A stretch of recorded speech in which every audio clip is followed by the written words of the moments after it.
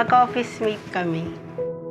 For magsi 7 years na office mate.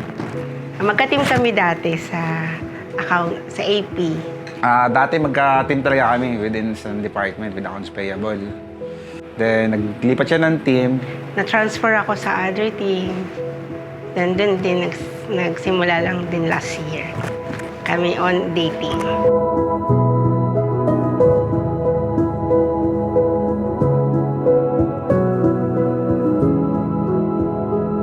Pangarap ko siya, gusto ko siya, pero I've been single for many years. Luloko nga. Kasi paramdaman, minsan nung nag-search kami ng dating din, ano bang plano natin? Kasi di ba, anong pa, lulukohan pa ba tayo? Ano bang magiging ka natin?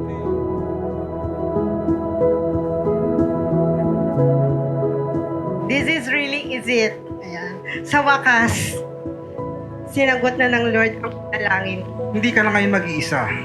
Andito ako, makikinig sa lahat ng kwento, chika, at mga chismis na binibigay mo.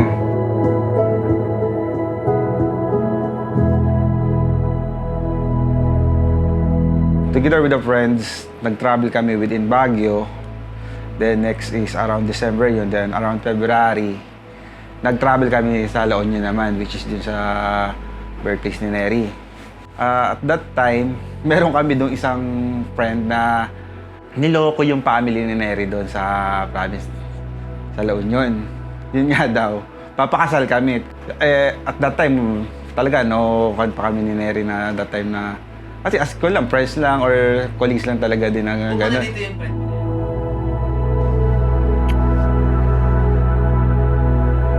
Congratulations to the newlyweds, Jessie and Neri. More than this event, I pray that your marriage will go last long and have a fruitful marriage. Yun.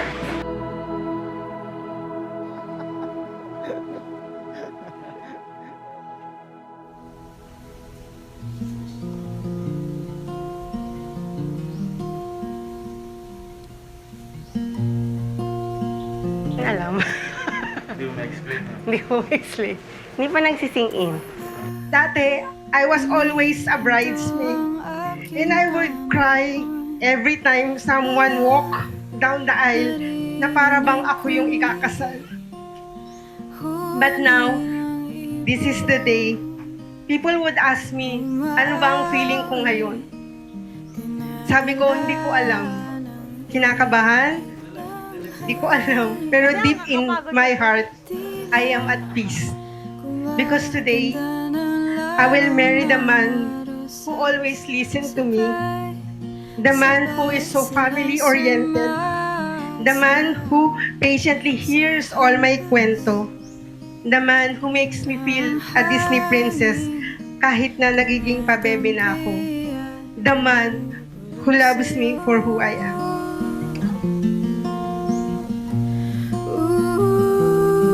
Date, wala naman masyado din. So, normal naman, di ba? Just kumain, yun ang hobby namin. Then, we're planning din to travel together kasi yun yung passion din niya, to travel. Ako naman is more on sa food. Kasama na ako mag-travel. Palagi. Ayan, so may kasama na ako. And then, mahilig din kasi kaming kumain. Kaya tumaba ako. Mga paru-paro'y naglalaro sa hampas ng hangin, dumadampi at bumubulong sa'yo.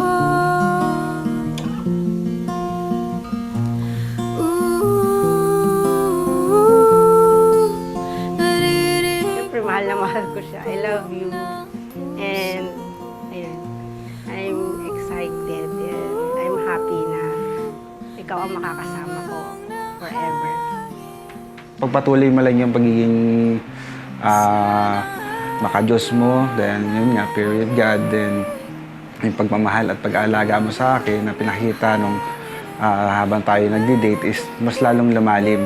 I love you and maging maayos ang ating pagkasama for long life and have a, blessed family.